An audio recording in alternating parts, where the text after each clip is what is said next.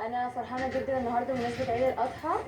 احنا جينا كنا مبسوطين جدا النهارده، ولعبنا مع الضباط وشفنا ممثلين وصورنا معاهم وكنا فرحانين جدا. اليوم كان جميل جدا وانبسطنا قوي. بقول للشعب المصري كله كل سنه وانتم طيبين، وكل سنه وحضره الرئيس عبد الفتاح السيسي بخير. وقد ساعدت هذه الأجواء الجميلة الشباب في الاستمتاع وممارسة هواياتهم، وهو ما ظهر واضحا في إبداع هؤلاء الشباب في رسم الصور لمصر.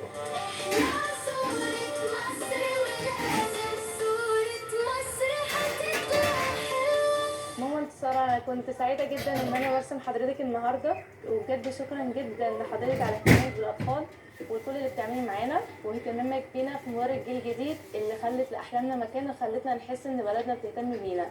تستمر مبادرة جيل جديد في توعية شباب وطلائع المناطق الحضرية الجديدة بالإنجازات على أرض الوطن، بما يسهم في بناء جيل أكثر إدراكا لما تشهده الدولة من تنمية شاملة لمختلف القطاعات.